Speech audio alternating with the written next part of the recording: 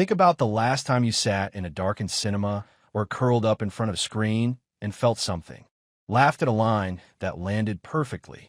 Held your breath during a scene that gripped you.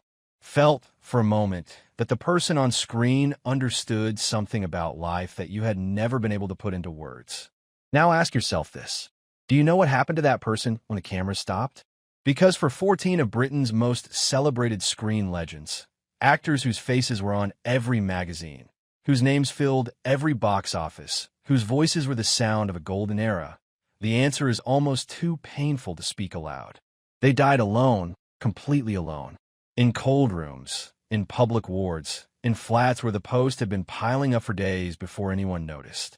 No family by the bedside, no colleagues to call the hospital, no friends to identify the body. In some cases, the state stepped in because there was simply no one else. The same audiences who had adored them had moved on. The studios that had made fortunes from their talent had quietly disposed of them. The industry that called them icons, while they were profitable, had no memory of them when they were not.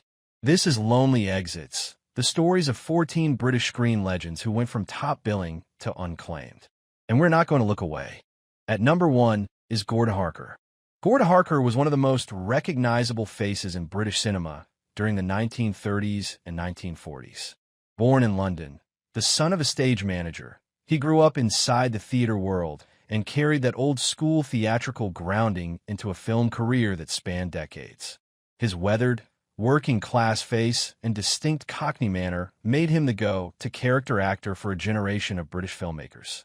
He worked with Alfred Hitchcock in The Ring and The Farmer's Wife in the late silent era and built an extensive sound film career playing cops, crooks, and lovable rogues throughout the 1930s. At his peak, Harker was a genuine draw.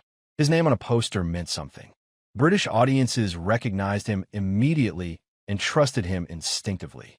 He had the kind of lived-in credibility that cannot be manufactured, the face of a man who seemed to have actually been somewhere and done something before the camera started rolling. Hitchcock valued him. Studios kept hiring him. For 2 decades, he was a reliable and respected pillar of British cinema. What the industry did not provide was any structure of support for when the work stopped coming. As British cinema changed in the post-war years, as the tastes of audiences shifted and the old studio system began its long unraveling, Harker's particular brand of character work became less in demand. The calls came less frequently. Then they stopped. He had no pension from the studios that had profited from his performances, no union-guaranteed residuals from the films still being screened. He lived his final years in quiet obscurity. When he died in 1967 at the age of 81, the announcement was small and the mourners were few. The man who had filled British cinemas for 30 years exited as quietly as if he had never existed. His story is not unique. It is a template, and it was replicated with variations across the careers of nearly every actor who follows him in these files. At number 2 is Esme Cannon.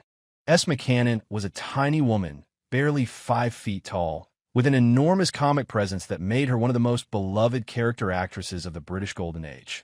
Born in Australia, but building her career entirely in Britain, she became a fixture of the Carry On films and dozens of other British comedies and dramas from the 1930s through the early 1960s. Her face, wide-eyed, expressive, capable of communicating either fluttery panic or sharp wit in a single glance, was one of those faces that British audiences recognized before they could place the name. She appeared in Carry On Sergeant, Carry On Constable, and numerous other productions, always delivering more than the script required. Character acting of her quality, the ability to create a fully inhabited human being in 3 minutes of screen time, is genuinely rare. Directors knew it. They kept casting her. For decades, she was one of those quietly indispensable presences that held films together around the edges while the leads held the center. In the mid-1960s, Cannon retired from acting entirely. The reasons were not publicly documented in detail. She simply withdrew. What followed was a decade of increasing isolation. She had never married. She had no children. The colleagues who had shared set after set with her moved on to their own careers, their own lives. The industry that had used her talent for 3 decades had no mechanism for checking on her once her commercial utility had ended. She died in 1972. The details of her final days are sparse, a reflection not of mystery, but of the absence of anyone paying close enough attention to record them. A woman who had made millions of people laugh died in a silence that those millions never knew about. Her entry in the British Film Archives is well documented. Her death is a footnote. At number 3 is Margaret Lockwood. Margaret Lockwood was, at the height of her fame in the 1940s, the most popular film actress in Britain. Not one of the most popular, the most popular. Full stop. Her performances in The Lady Vanishes and The Wicked Lady made her a genuine national phenomenon. She was the face that British audiences chose in poll after poll as their favorite. Studios fought to have her. Directors considered themselves fortunate to work with her. She was the crown jewel of British cinema at its commercial peak. Her personal life was complicated in ways that the studio publicity machine worked hard to obscure. A marriage that ended in divorce, a daughter, Julia, who also became an actress, and with whom her relationship grew increasingly strained over the years. As Lockwood aged out of the leading lady roles that had defined her fame, and as the British film landscape shifted around her, she transitioned to television and stage work, dignified work, well-received work, but work that existed in the long shadow of what she had been in her prime. The final years were marked by declining health and increasing withdrawal from public life. She developed cirrhosis and spent her last period alive in considerable physical difficulty. The relationship with her daughter had not been repaired to the degree that anyone outside the family could fully assess. When she died in 1990, Julia was present, but the passing of the woman who had been Britain's biggest film star of the 1940s was noted in the press with a brevity that would have been unimaginable at her peak. The loneliness of her final years was not the total abandonment of some others on this list, but the gap between the adoration of her prime and the quiet diminishment of her ending is one of the starkest contrasts in British cinema history. A woman who had been everything, reduced by time, by the industry's casual disposal of its icons, and by the personal fractures that public life makes it harder rather than easier to heal. At number 4 is Donald Pierce. Donald Pierce was primarily known as a singer, the Cavalier of Song, as he was billed, but his television and film appearances made him a fixture of British entertainment throughout the 1940s and 1950s. He achieved something that very few entertainers manage, a period of such complete saturation in popular culture that his name and face became synonymous with a specific quality of British warmth and nostalgic comfort. His career had peaks and valleys, a significant fall in the late 1950s when his style fell out of fashion, followed by an unlikely comeback in the late 1960s that briefly returned him to the popular consciousness. This pattern of rise, fall, and partial recovery is common in entertainment.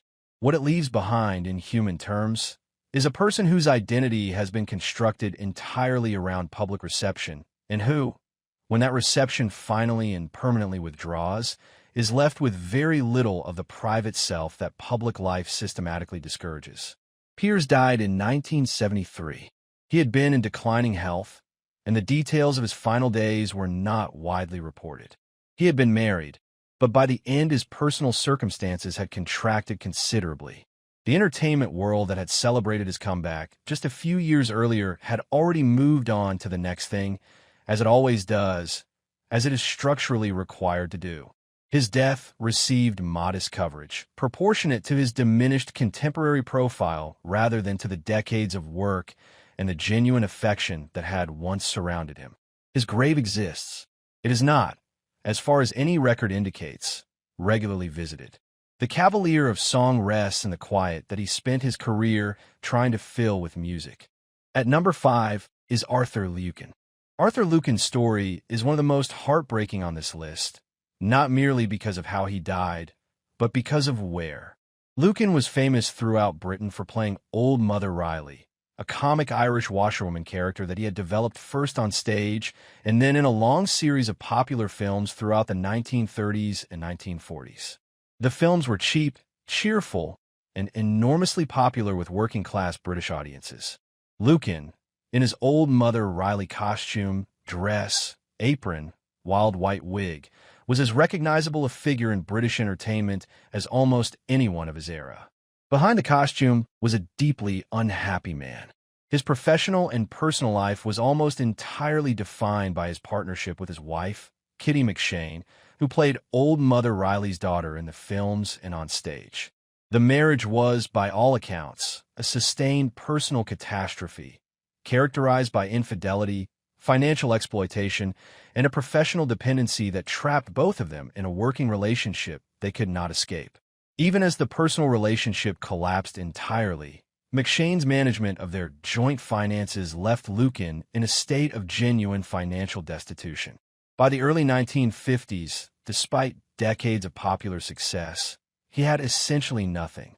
He continued working because he could not afford to stop performing the Old Mother Riley act on stage into his late 60s in increasingly poor health, because the alternative was destitution without even the distraction of performance. He collapsed and died backstage at the Tivoli Theater in Hull in 1954, still in his Old Mother Riley costume, on his way to perform. He died at the theater where he had spent his life, but died alone in a dressing room before the curtain went up. The audience waiting in their seats never knew. The details of his financial situation at death made grim reading. There was almost nothing left. The man who had filled British cinemas for 2 decades died in costume, broke and alone in a provincial theater dressing room. The industry that had profited from Old Mother Riley was nowhere to be found. At number 6 is Cicely, Courtneidg. Cicely Courtneidge was a powerhouse of British musical theater and film who spent 60 years as one of the most energetically talented performers the country produced. Her comedic range, her physical commitment to a role, and her sheer stamina as a performer were extraordinary. She was working well in her 70s, still bringing audiences to their feet with an authority and timing that younger performers studied and could not replicate. She was married to actor Jack Hulbert for decades, and their partnership, both professional and personal, was one of the great show business love stories of 20th century Britain. When Hulbert died in 1978, Courtneidge was devastated in a way that those who knew her described as total.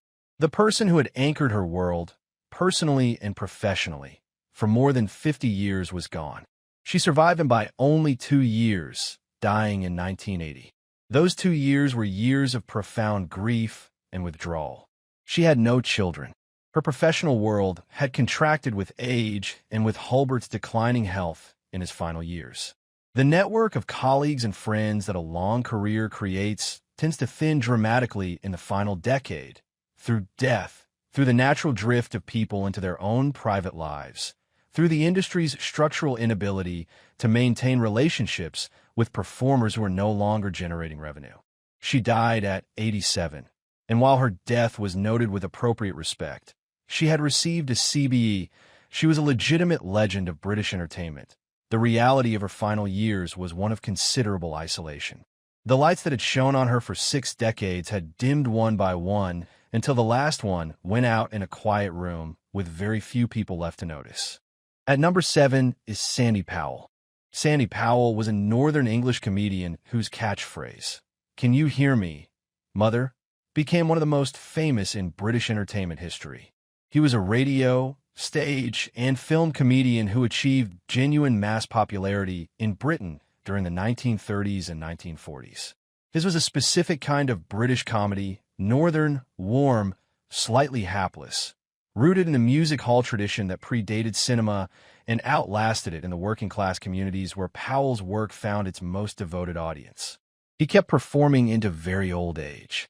It was not vanity or refusal to accept diminishment. It was financial necessity, combined with the simple fact that performing was what he knew how to do. By his final decades, the audiences had changed. The entertainment landscape had transformed beyond recognition, and Sandy Powell was a name that older British audiences recognized with warmth, but that younger generations had largely never encountered. He died in 1982 at the age of 83. The circumstances of his final days reflected the standard pattern of this list, a performer who had outlived the era that made him famous, who had outlived most of his contemporaries, and who had no institutional support from the industry that had benefited from his popularity. His was not a death of dramatic abandonment, but of quiet, gradual diminishment, the slow withdrawal of the world from a man who had spent his life trying to make that world laugh. His grave in Eastbourne exists and has been visited by researchers and fans who understand historical significance. But the visits are rare. The "Can you hear me, mother?" of his catchphrase takes on a particular resonance in this context, the comedian calling out into a silence that, at the end, called nothing back. At number 8 is Renee Houston.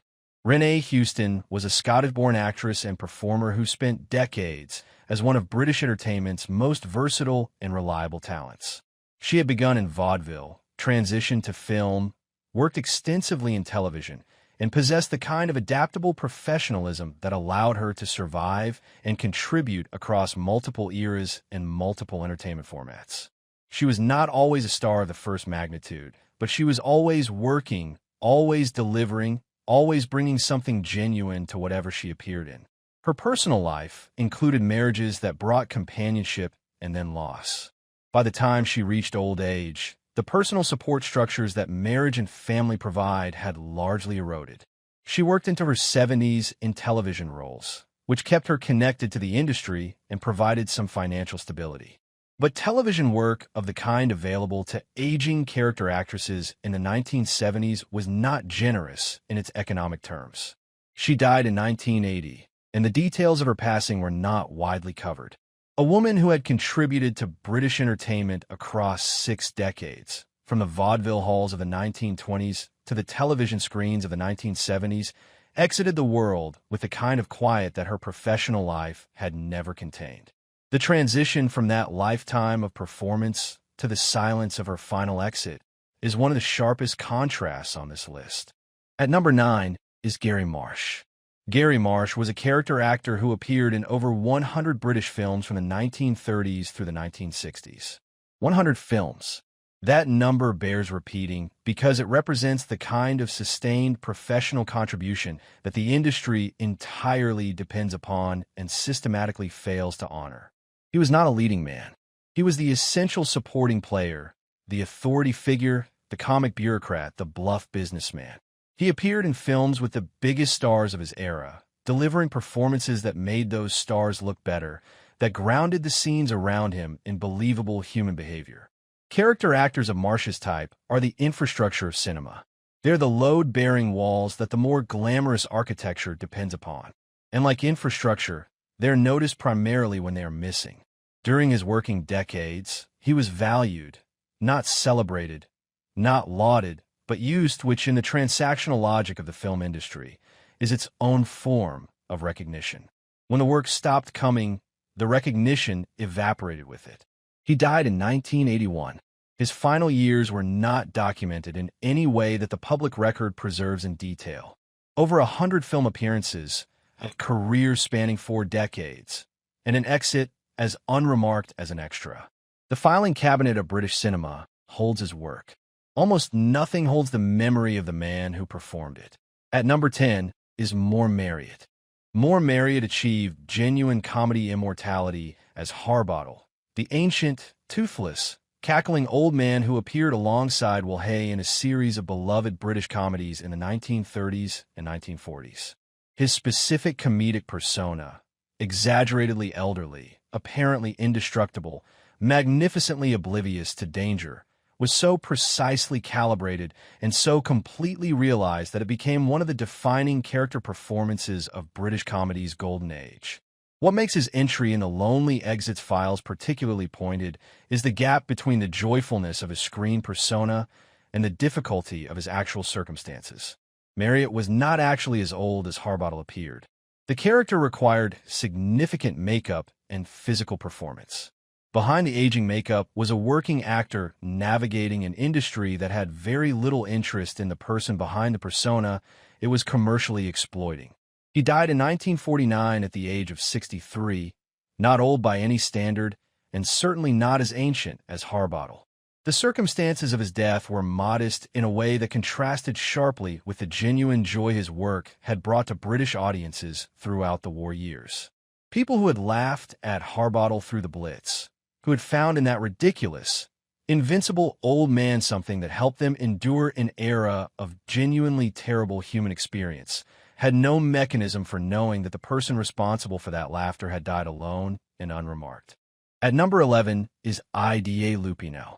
Ida Lupino is a complicated entry on this list because she was, by many measures, one of the most remarkable figures in Hollywood and British cinema history, an actress of genuine dramatic power who became one of the very few women directing major studio films in the 1950s, decades before the industry made any structural accommodation for women behind the camera. Her directorial work, particularly films addressing difficult social subjects like rape and bigamy at a time when such subjects were barely discussable in mainstream cinema, was genuinely ahead of its time. Born in London to a theatrical family, Lupino moved to Hollywood and built a career there. But her British origins and the British entertainment tradition that formed her remained part of her identity. Her later years were marked by declining health, increasing isolation, and a specific kind of Hollywood abandonment that befalls women of a certain age with particular thoroughness. The directing career that should have earned her sustained industry respect was largely ignored for decades. Her contribution not fully recognized until film scholars began the work of recovery that restored her to her rightful historical position. She died in 1995 after suffering a stroke. Her death was noted. She was known enough for obituaries to be written, but the final years had been years of genuine loneliness and physical difficulty. A woman who had been more creatively ambitious and more genuinely pioneering than almost anyone else of her generation died in the diminished circumstances that the industry she had helped build provides for its pioneers. The recognition came posthumously, as it so often does. It came too late to matter to the person who deserved it. At number 12 is Wilfrid Lawson. Wilfrid Lawson was considered by many of his contemporaries, including Laurence Olivier, who knew something about acting, to be one of the genuinely great actors of his generation. His performance in the 1938 film Pygmalion as Alfred Doolittle, the magnificently roguish dustman, earned him enduring critical admiration. He possessed a quality of absolute inhabitation, a total commitment to a character that made his performances feel less like acting and more like documentary footage of a person who actually existed. His career was complicated and ultimately diminished by alcoholism, a problem he never successfully managed, and that limited the number of roles he could be trusted with as his reputation for unreliability grew. This is not a moral judgment. Alcoholism is an illness, and the film industry's response to it, which was essentially to use performers while they were functional and discard them when they became difficult, was not compassionate or constructive. Lawson needed help. The industry needed performances. When he could no longer reliably deliver performances, the relationship ended. He continued working intermittently through the 1950s and early 1960s in smaller roles and productions, less demanding of consistent reliability, but the career that his talent deserved never materialized. He died in 1966. The passing of a man whom Olivier had described in terms of the highest admiration received minimal coverage. A great actor, and he was, by any serious assessment, a genuinely great actor, died in the quiet that the industry reserves for those it has used and set aside. At number 13 is Elliot Mason. Elliot Mason appeared in over 80 British films between the late 1920s and the mid-1950s. Like Gary Marsh, like Moore Marriott, like so many of the character actors on this list, his contribution to British cinema was entirely invisible at the level of public recognition and entirely essential at the level of actual filmmaking. He played mild-mannered clerks, nervous functionaries, forgettable bystanders, the human wallpaper of British cinema, without which the more prominent furniture would have nothing to stand against. The irony of a career spent playing forgettable characters is that it creates a kind of professional camouflage. The actor who disappears into their roles is valued by directors for exactly the quality that makes them invisible to audiences. Mason was excellent at being unnoticeable. He was excellent at creating the suggestion of a complete human being in the background of someone else's scene. These are genuine skills. They are not skills that the entertainment industry has any mechanism for rewarding with security, recognition, or support. He died in 1956. His file on the records of British cinema consists primarily of a filmography. The man himself, his circumstances, his final days, the quality of his exit from the world he had quietly served for 3 decades, is almost entirely undocumented. He was a ghost in life. He remains one. At number 14 is Hattie Jacques. Hattie Jacques deserves to be on this list, not because she died entirely alone and unclaimed in the most literal sense, but because the final chapter of her life represents, in its particular combination of public invisibility and private suffering, the emotional truth that unites every legend in these files.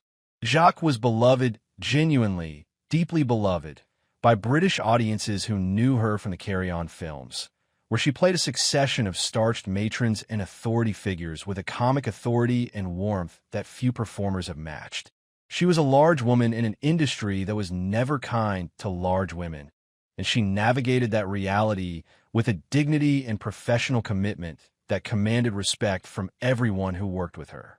Her marriage to actor John Le Mesurier ended in 1965 when Le Mesurier left her for a younger woman, a devastation that Jacques processed with a public grace that must have cost her enormously. She continued working, continued delivering, continued being the professional that the industry required her to be. But the personal architecture of her life had been severely damaged, and the repairs were never fully completed. She suffered a series of heart attacks in the late 1970s. The Carry On films, which had provided her with both income and professional identity, were in decline. The film industry had no particular use for her in the changed landscape of late 1970s British cinema. She died in 1980 at 58 years old, far too young, and in circumstances that reflected how thoroughly the industry had moved on from the golden age that had made her famous. Her death was mourned by the public that had loved her, but the mourning was brief, as public mourning always is. The years immediately preceding her death, the years of declining health, diminished professional opportunities, and the specific loneliness of a woman who had given everything to an industry and a public that could not give the same in return, those years are the true subject of her lonely exit.